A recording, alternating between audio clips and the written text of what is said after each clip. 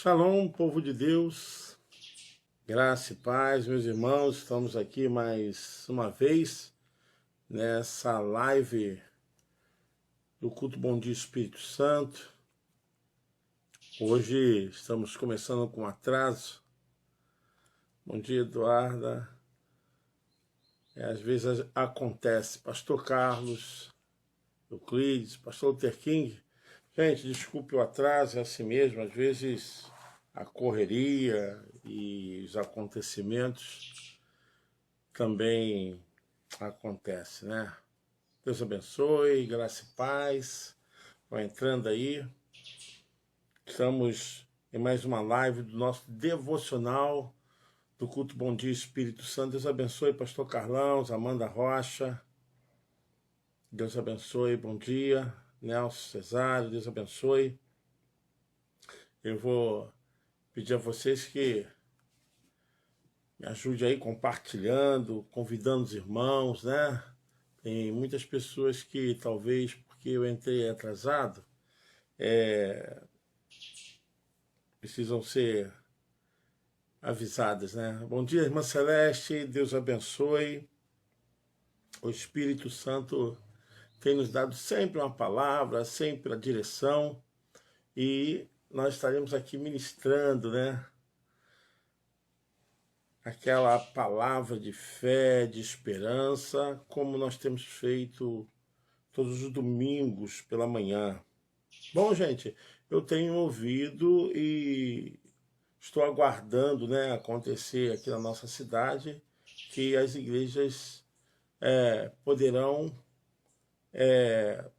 abrir os seus cultos com todos os protocolos, com máscara, com álcool gel, todo aquele cuidado. E eu fiquei muito feliz, né, da gente poder retornar aos nossos cultos, retornar às nossas atividades. Só estou aguardando sair aqui uma autorização do nosso prefeito, né? Nosso prefeito, como agora o STF deixou por conta dos governadores e prefeitos, então estou aguardando acontecer aqui na nossa cidade, mas também já tenho notícia do reverendo Hélio Tomás, que em breve, né, a gente vai abrir. Então é bom. Deus abençoe, Tatiana. Deus abençoe, Cássia. Bom dia, Cássia. Quanto tempo, né, Cássia? Rose Nunes. E a gente vai continuar orando. E quando for a hora, estaremos em breve juntos, né? Acabar com todo esse momento de distanciamento, né? Que temos tido, porque é o inverso da igreja no nível social, né? A igreja quer ficar juntinha, a gente promove os eventos para ficarmos juntinhos, né? Mas aconteceu. Mas a notícia é essa, né? Do governador, saiu no Diário Oficial, e agora vou aguardar a posição também aqui da prefeitura, do prefeito, né? E da nossa liderança também. Gente, vamos orar? Bom dia, irmão Vitor. Convide as pessoas. Fala que está começando o nosso devocional nazareno.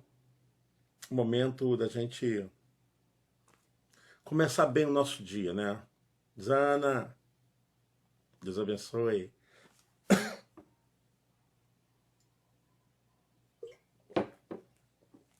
Nós vamos começar orando, né, gente? A oração do justo vale muito em seus efeitos. E nós estamos, assim, num tempo de conexão, de intimidade com o Eterno.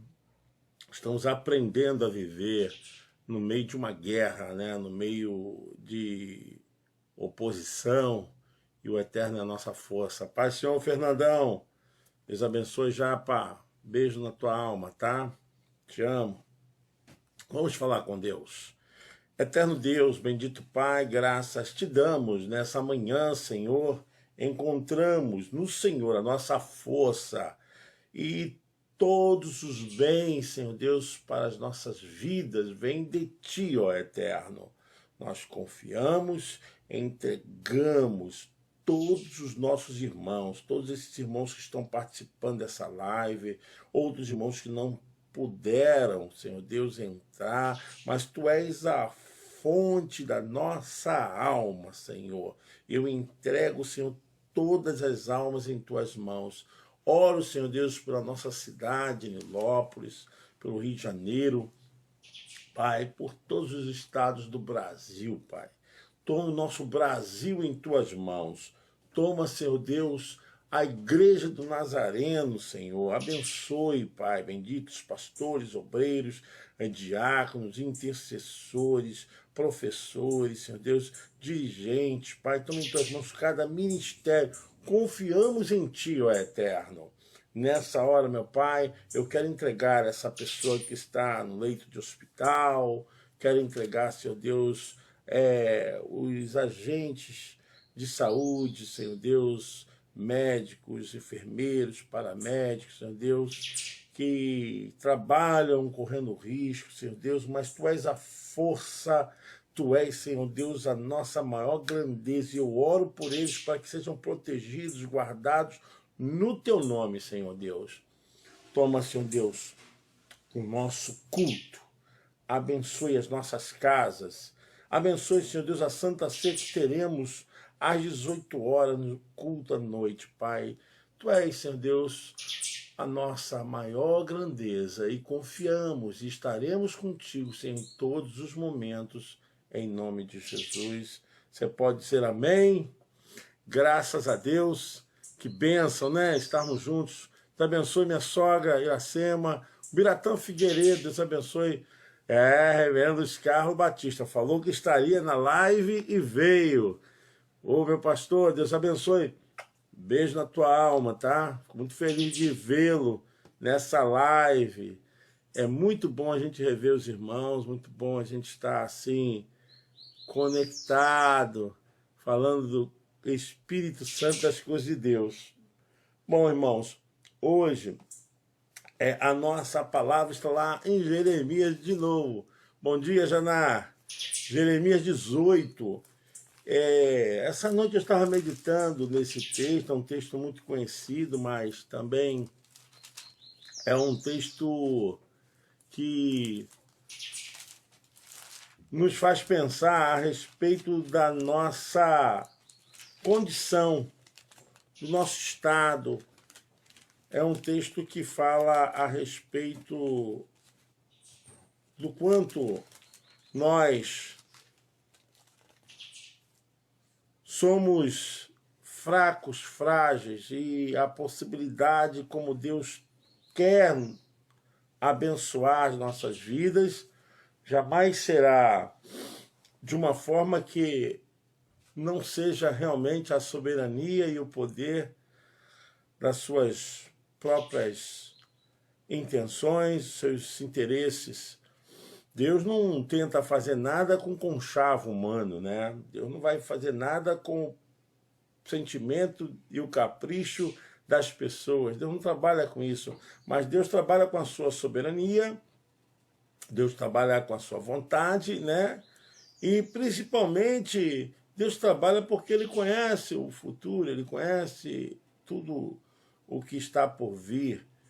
E é difícil para nós entendermos essas coisas. É difícil para nós analisarmos esses acontecimentos que vão além da nossa capacidade. Mara, Deus abençoe, bom dia.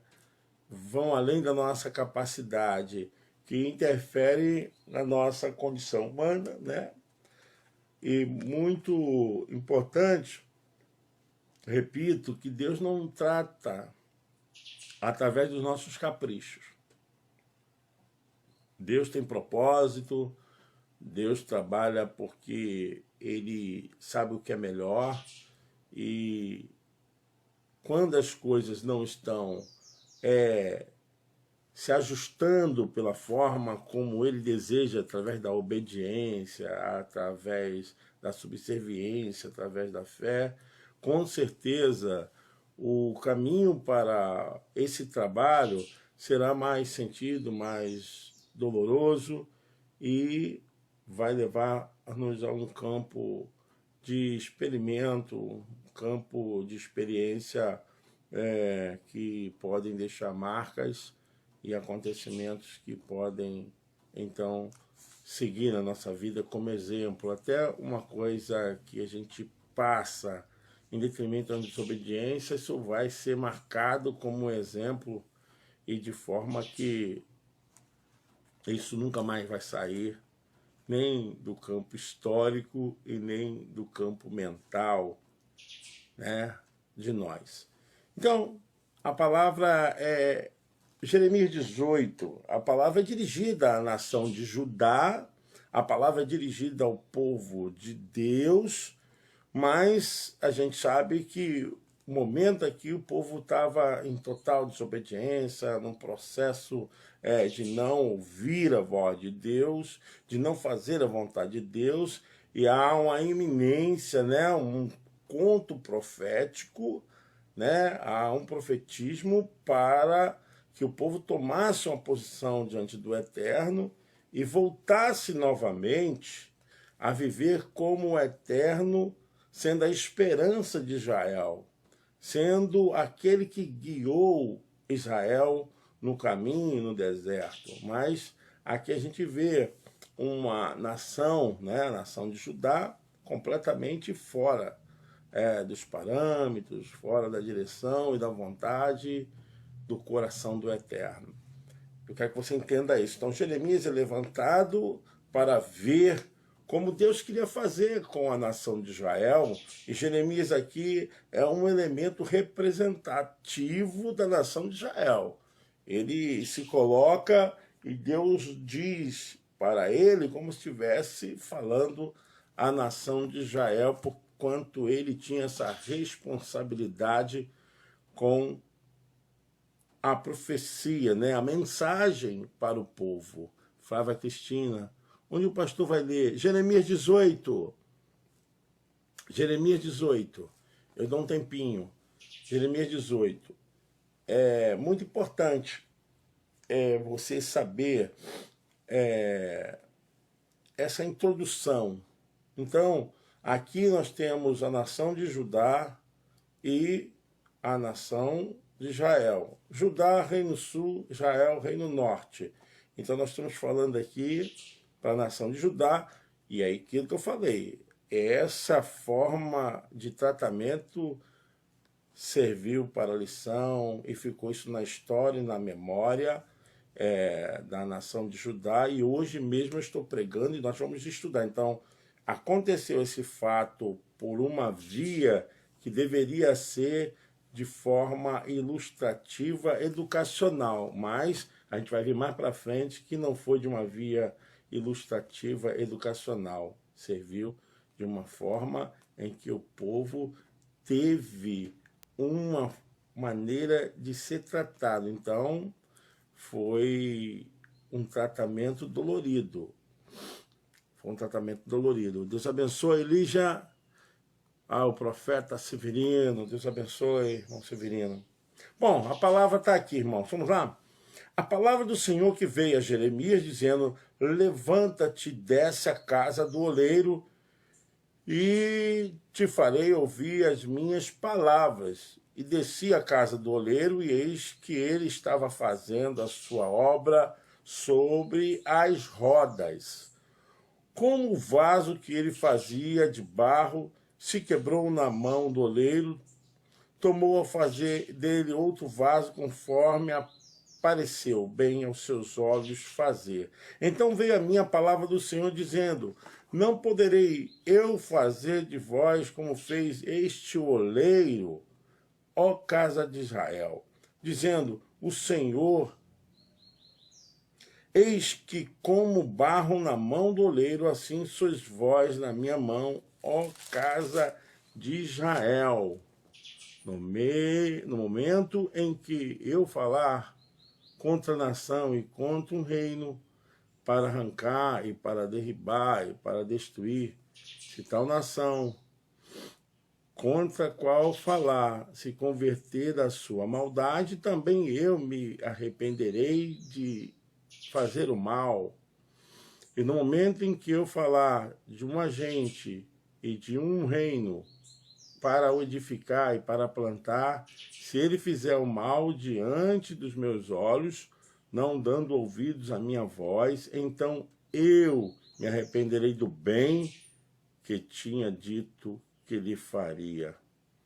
Ora, pois, fala agora aos homens de Judá e aos moradores de Jerusalém, dizendo, assim diz o Senhor, eis que estou forjando mal contra vós e projeto um plano contra vós. Convertei-vos, pois, agora cada um do seu caminho e melhorai os vossos caminhos e as vossas ações. Olha aí, mas eles dizem, não há esperança, porque após as nossas imaginações andaremos, e fará cada um segundo o propósito do seu malvado coração. Então, a gente percebe como Deus incomodou o profeta Jeremias. Deus abençoe minha sogra. O profeta Jeremias. Deus levanta Jeremias. Jeremias sai da sua casa. Jeremias sai dos seus afazeres. E ele ouve a voz de Deus. É bem claro, né, que Deus está falando com ele. É uma teofania. Deus está falando com ele, é uma forma de Deus se revelar sempre àqueles que ele quer para obrar no ministério, para obrar no oficialato espiritual. Deus fala, a gente ouve sim, a gente entende o que Deus está falando. E Jeremias não queria se passar aqui por um profeta desobediente. Então ele vai e obedece. Conforme Deus queria, ele faz, né? Ele ouve a voz do Eterno e o Eterno diz para ele, olha, desce agora, vai à casa do oleiro e lá te farei ouvir as minhas palavras, né? Deus abençoe Moisés Moreira Paz, meu pastor, que Deus abençoe a sua vida, amém? Deus abençoe também a sua vida, meu irmão. A gente entende que há uma interlocução. Então tem um poder aqui da responsabilidade de quem fala e daquele que está ouvindo, né? Tem um locutor e tem aquele que está ouvindo. E a palavra... Ah, tá. Desculpa aí, gente. Alguém ligou aqui, a imagem saiu. Então, Jeremias se predispõe, ele se coloca inteiramente para ser capaz de entender o que Deus fazia, do que Deus queria fazer, do projeto de Deus. Então, Jeremias se coloca à disposição de Deus. É uma das coisas assim, muito importantes que a gente tem que entender, que não adianta só ouvir, não adianta a gente só entender que Deus está falando, mas se colocar numa condição de predisposição mental e comportamental. É importante que você saiba disso, que não faria nada demais Jeremias ouvir a voz de Deus, porque Deus falava e fala assim com os seus profetas, com os seus ministros, né? E Jeremias ficar na acomodação e não pudesse obedecer. Então existe uma linha aqui que é entendida perfeitamente, que a obediência ela faz parte do cumprimento da visão e do projeto que Deus queria revelar, né? Jeremias então se predispõe, sai da sua casa, sai da sua acomodação e vai até a casa do oleiro. E chegando lá na casa do oleiro, ele percebe o trabalho, né, que o oleiro tem, né, e toda aquela dinâmica de pegar o vaso, de pegar o barro, de molhar, de colocar sobre as rodas, e de pôr as mãos, de amaciar aquele barro ou aquele vaso com defeito, refazer. E Jeremias percebe o processo da dinâmica da produção de um novo vaso. Então, essa era a mensagem que Deus queria alcançar, É a mensagem que Deus queria mandar ao seu povo. E ele diz, como o vaso que ele fazia de barro se quebrou na mão do oleiro.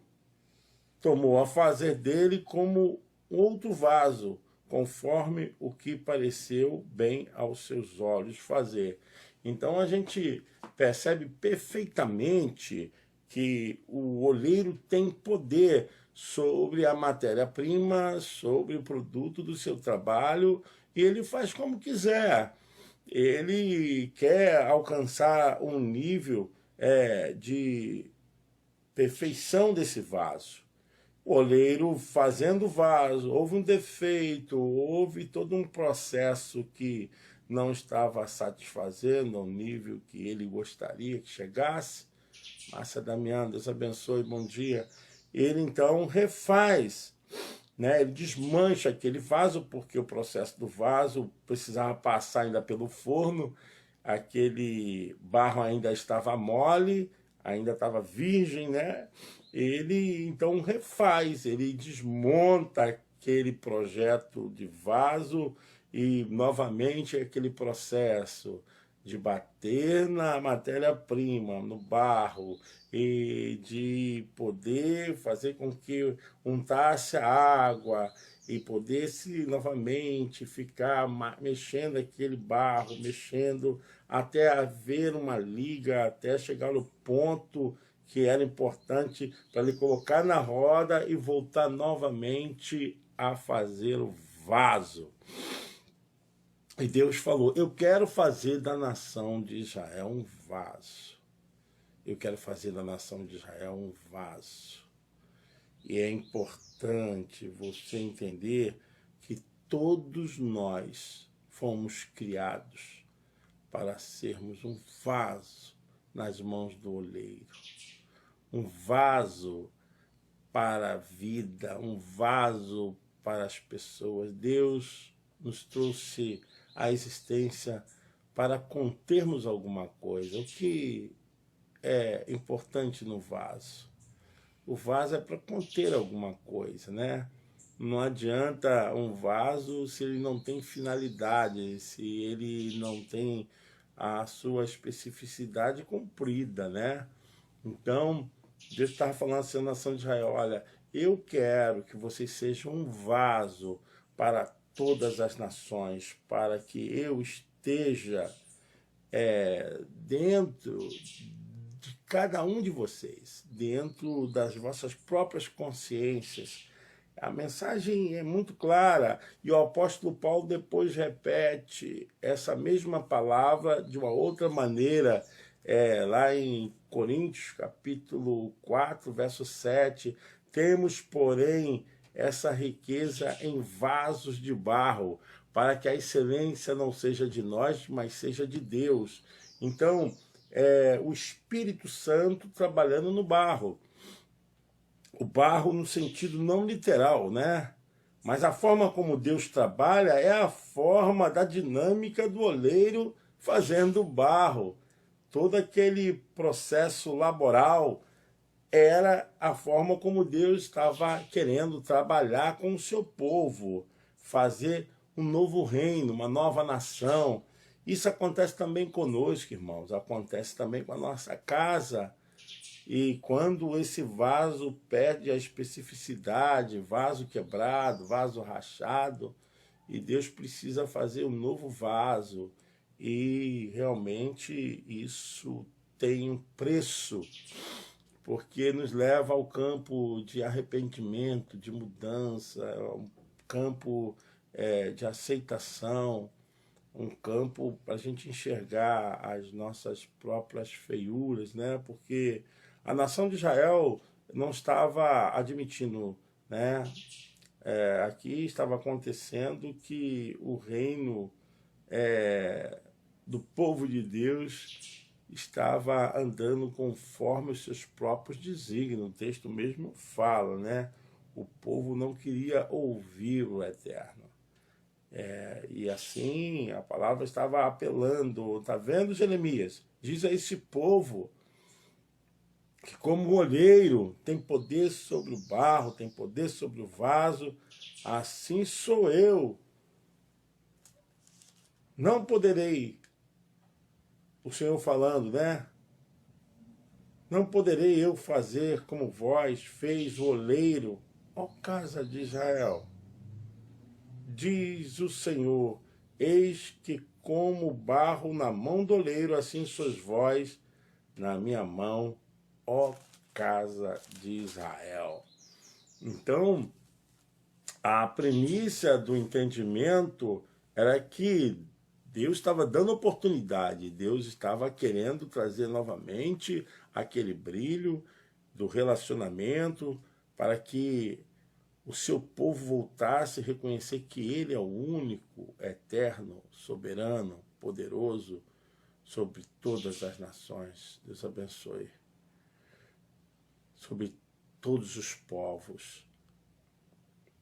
No momento que eu falar contra uma nação e contra um reino para arrancar e para derribar e para destruir, se a tal nação contra a qual falar se converter da sua maldade, também eu arrependerei do mal que pensava fazer. Então, estava ali criando, né, dentro da misericórdia e dentro do expansivo amor de Deus, uma possibilidade de mudança. E se o povo tivesse o discernimento e tivesse a compreensão de retornar ao eterno, aquilo que seria algo de ruim para a nação, para a destruição, que seria mudado pela mudança do pensamento de Deus, né? Pela forma diferente de Deus pensar. Deus fala, eu posso mudar. A palavra arrependimento aqui é uma palavra aportuguesada, né? Vou dizer assim, na transliteração, não teve uma palavra mais próxima do hebraico para dizer a respeito de mudança. Então entrou essa palavra arrependimento. A palavra arrependimento está ligada a alguma decisão errada, a algum fator de coisas erradas que o ser humano faz. E isso aqui não compete para Deus. Deus não peca, Deus não erra. Mas a gente entende muito bem que Deus está dizendo assim, por causa do arrependimento de vocês, eu vou mudar os meus planos, por causa da graça, né? Aqui voltado no sentido do amor e da misericórdia. E tinha essa possibilidade aberta dentro dessa posição que a nação pudesse tomar. Isso acontece também conosco, irmãos. Acontece com a igreja, acontece com lideranças, acontece com aqueles que amam a Deus, que existe, parece que um tempo, que um espírito de rebeldia, né, de soberba. Existem muitas pessoas que não têm um retrovisorzinho para ver como é que era a sua vida, de onde saiu, o que estava acontecendo com suas vidas lá, olha para trás para saber quem você era, aí começa a granjear, começa a conquistar algumas coisas, começa a viver uma vida em que o status, a condição econômica, Flávia Lúcia, Deus abençoe, a vida econômica, que a vida social, a condição começa a tomar o lugar de Deus, começa a agir como se fosse seu próprio Deus.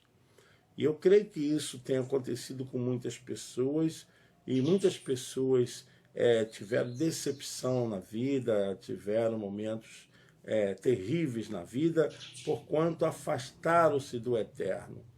Não continuar a louvar, engrandecer e trazer o nome do eterno como testemunho, como alguém que sempre foi aquele que é e que sempre será o Todo-Poderoso. Aconteceu com a nação de Israel, inclusive há um apelo aqui, né? O profeta está querendo atingir o reino, mas também diz assim, para cada um dos moradores de Judá. Então, a responsabilidade não era só do rei, não era só daqueles que estavam ao lado do rei, mas também, saindo da corte, era uma responsabilidade pessoal. Mas mesmo assim, eles não obedeceram. O verso 11 diz: ora, pois, fala agora aos homens de Judá. Olha aí, os homens está falando ao rei, sua corte e todos os responsáveis pela administração do reino. E aos moradores de Jerusalém. Então, não tem como fugir. A gente não tem como ficar colocando os nossos erros e fracassos na conta dos outros, né? Tem gente que gosta de fazer isso, né? Fazer projeção, não assume os seus erros, não assume as suas falhas, não entendem que isso é importante porque cria realmente um processo de arrependimento, de mudança. Não, as pessoas vivem assim, né? Na ilusão, vivendo na fantasia. E nesse caso aqui, a palavra foi muito clara, dirigindo-se a todos os moradores de Jerusalém. Jerusalém é a capital de Judá. Então, estava direcionando os moradores de Jerusalém, isso estava remetendo a mensagem como representação de todos os moradores de Judá. Como capital, a mensagem de Deus foi essa: olha, eu quero que vocês se arrependam, eu quero que vocês comecem agora a mudar as atitudes de vocês para que haja esperança.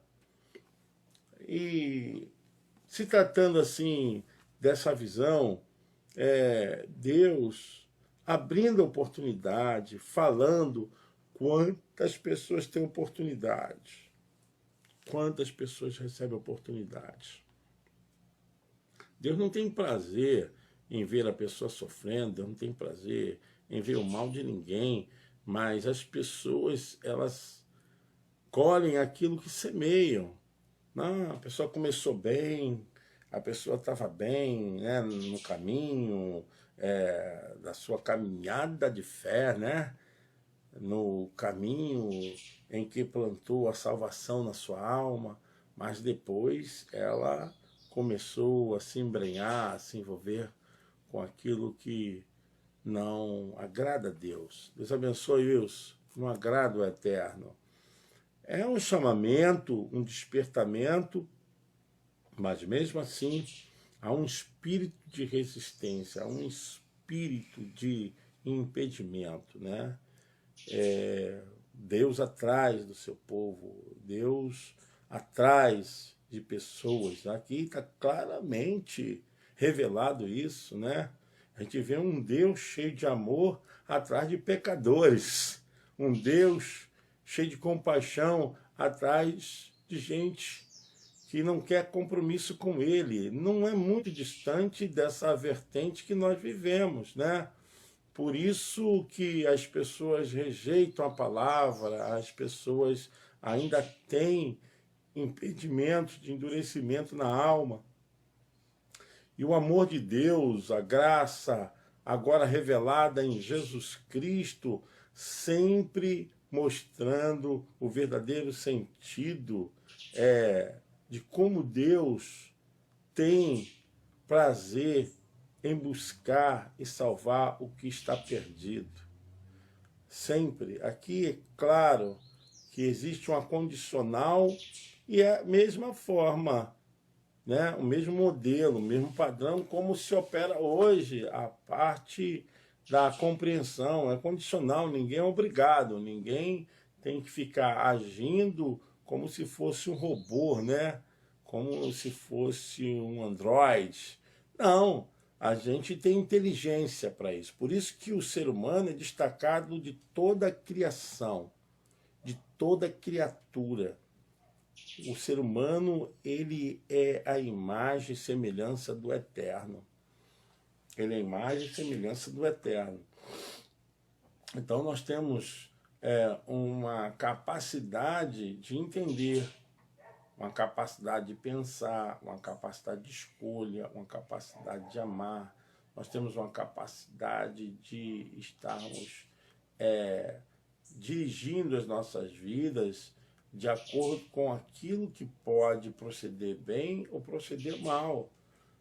Ninguém é dominado para amanhã depois dizer: isso aconteceu porque fulano de tal é que, na verdade, trouxe esse mal. Não, cada um tem a sua própria consciência, a sua própria concepção. Então, isso é trazido nesse campo de reflexão, porque talvez você queira culpar algum infortúnio, alguma tragédia, talvez a sua saída da igreja, do ministério, uma decepção na vida, as escolhas erradas, e dizer simplesmente que foi por causa do outro, quando na verdade esse vitimismo ele é desbaratado. Deus odeia esse tipo de gente, né? Deus não se conforma com esse tipo de gente que não se assume, né? Não toma sua posição. E Deus falou assim, ó, fala à corte, fala a todos e também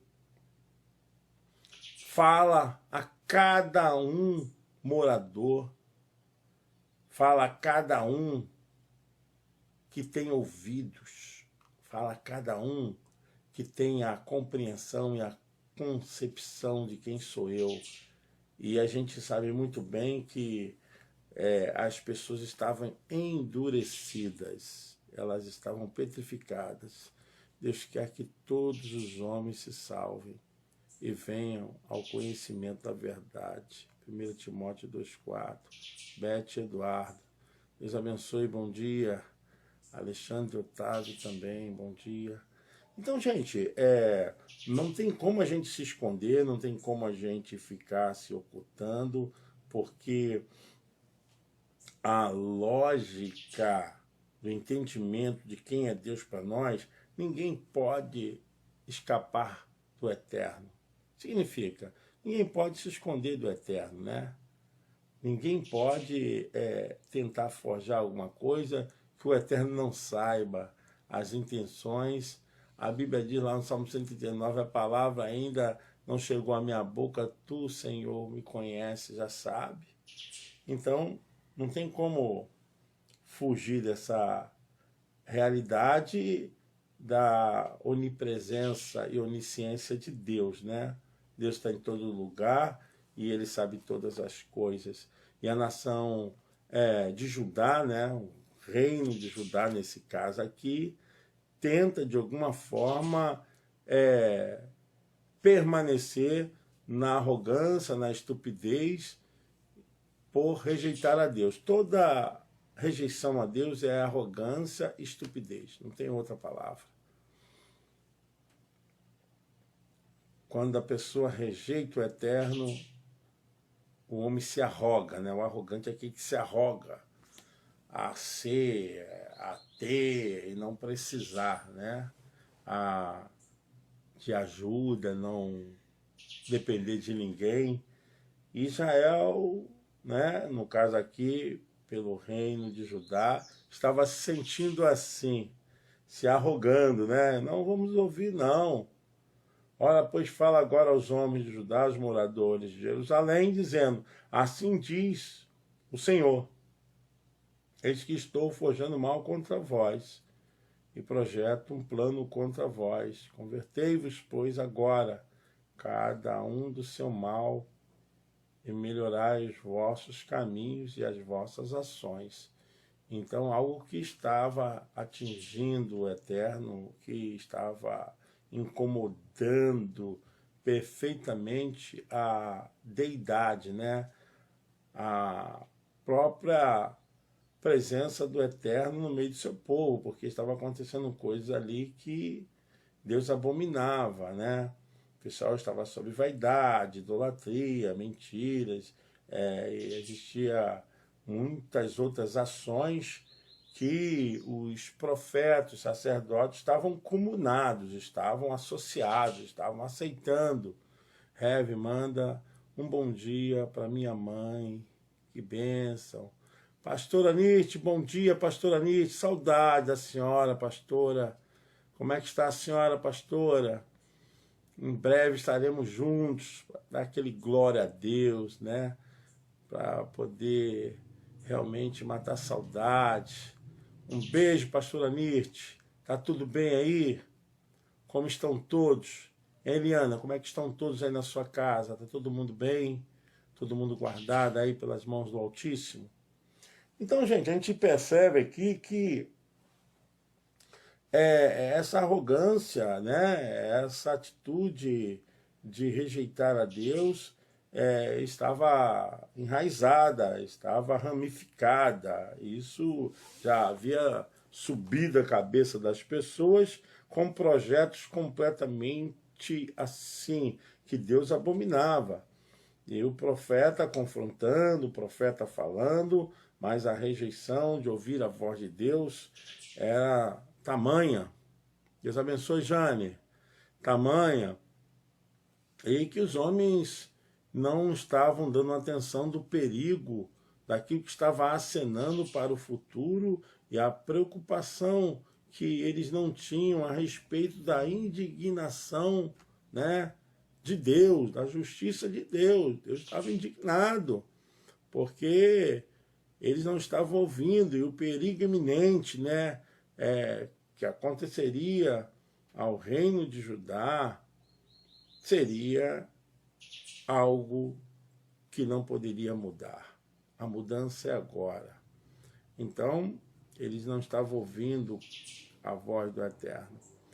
E o Eterno está aqui falando, aconselhando, dizendo e propondo a eles a nova ação, trazer a mudança, trazer a transformação, como o oleiro pega o barro, como o oleiro amassa o barro, como o oleiro transforma aquele barro em um vaso de utilidade, assim eu, o Eterno, quero fazer com vocês. Aplicando para os nossos dias, a gente percebe isso nitidamente, pessoas que têm uma atitude de rebeldia contra Deus, contra a palavra. Talvez a pessoa já foi até líder, pastor, e já esteve no altar, já esteve trabalhando nas áreas de ministérios da igreja, mas hoje se sente arrogado, né, de não querer fazer nada, de não querer obedecer, e Deus tem falado, tem falado, tem falado, e a mensagem é essa: porquanto o Eterno é o Eterno, Ele é o soberano, nós somos o barro. Finalizo com isso, porque o que o barro pode mandar, pode conduzir o seu destino se ele não tem valor, se ele não tem capacidade de agir a respeito dos planos e do futuro? O barro é barro, gente. Nós somos barro. O que nos dá fôlego de vida e existência aqui é que o Eterno compartilhou a vida a nós, mas fazendo uma alegoria, né? O nosso corpo, a nossa existência, a organização biológica é barro, tudo se perece, tudo fenece. O que dá vida a essa estrutura é o Espírito que está dentro de nós, é a força, a energia vital que nos faz e nos mantém de pé. Então, o barro em si não tem valor nenhum, né? Qual é o valor do barro? Insignificante. Mas o que tem valor é o que está dentro de nós. É onde o apóstolo Paulo fala, lá em Coríntios, capítulo 4, ele fala a respeito que temos, porém, um tesouro guardado em vaso de barro. 2 Coríntios 4, 7. Temos, porém, esse tesouro em vasos de barro, para que a excelência do poder, olha aí, ó, a glória, a honra, para que o reconhecimento, Paulo diz, para que a excelência do poder seja de Deus e não de nós. Porque esse barro sofre, esse barro não tem consistência, porque ele a todo momento está sofrendo pressões, dores, dificuldades, conflitos, variações de humor. Então, a gente sabe muito bem que essa natureza humana, quando se fala barro, fala da natureza humana, ela é complicada porque ela carrega consigo uma marca, né, do pecado, e sempre o homem é levado a uma condição que muitas vezes nem o próprio homem se entende, né? O que tem de gente problemática, o que tem de gente com conflito, gente que vive uma vida que é realmente difícil de se entender, né? Tem gente que amanhece que não suporta a si mesmo. É complicado. Então o barro em si traz limitações, variações, dificuldades. E aqui o Eterno está dizendo assim, eu quero fazer um vaso novo. Um vaso novo, um vaso de valor. Deus quer fazer você hoje um vaso novo, um vaso de valor. Eu quero chamar a sua atenção. Não vale a pena rejeitar, deixar de ouvir a voz do Eterno. O Eterno é poderoso. Marcelo Rossi, Deus abençoe. Paz, homem de Deus, obrigado por esse culto. Amém. E você é especial, Marcelo. Todos nós somos especiais.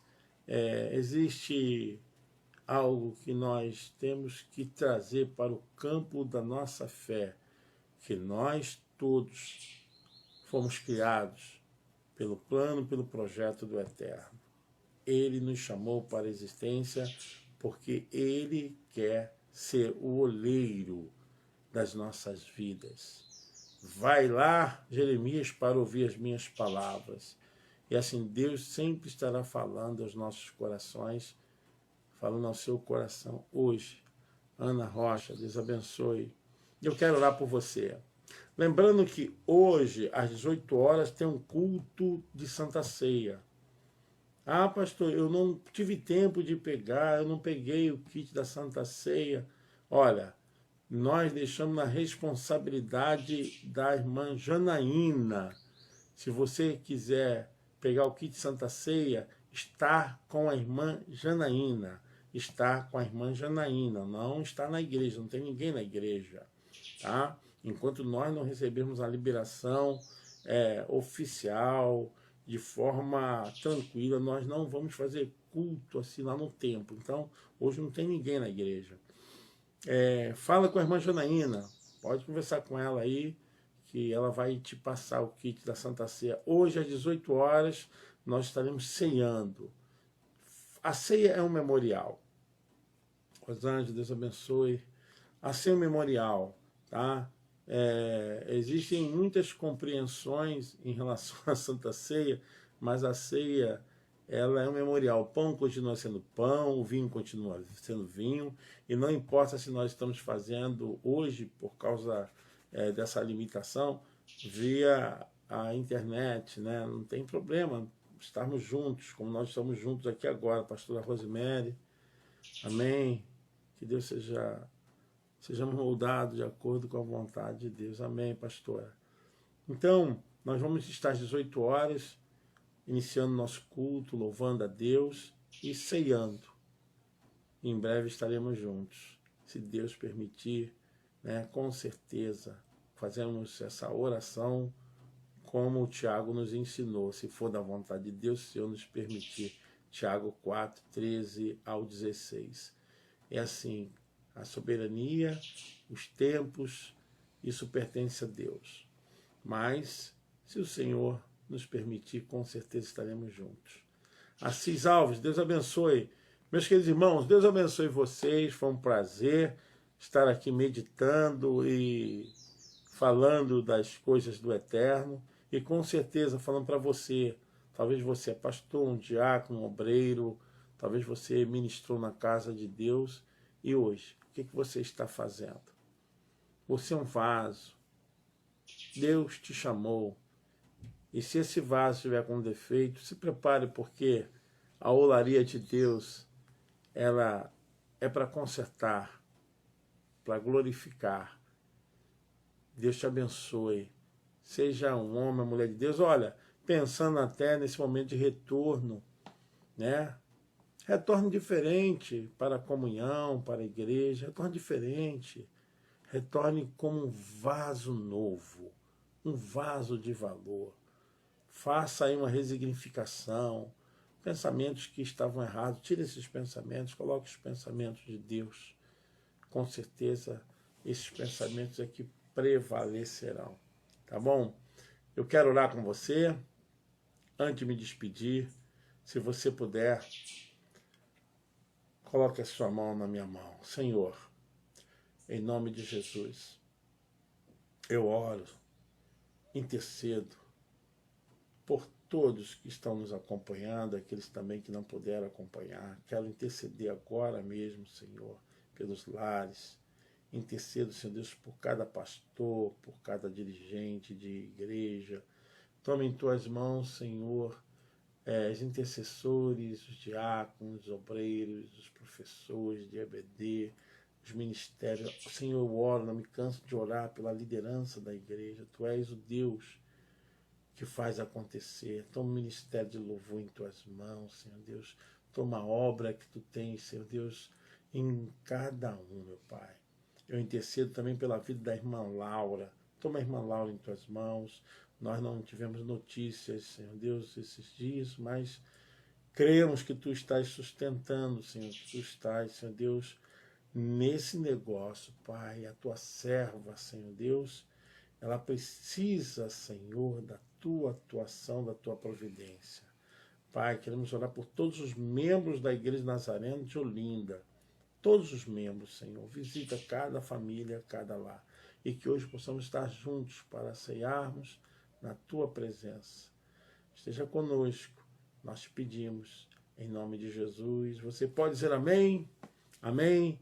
E que a graça e a paz do nosso Senhor e Salvador Jesus Cristo, que o grande amor de Deus, nosso amado e eterno Pai, e que a presença maravilhosa, poderosa do Deus Espírito Santo esteja com cada um de vocês, com cada família, com cada brasileiro, com essa nação, hoje e para todo sempre. E o povo de Deus diz: amém, amém, graças a Deus. Bom, estarmos juntos. Beijo no coração e até às 18 horas. Paz.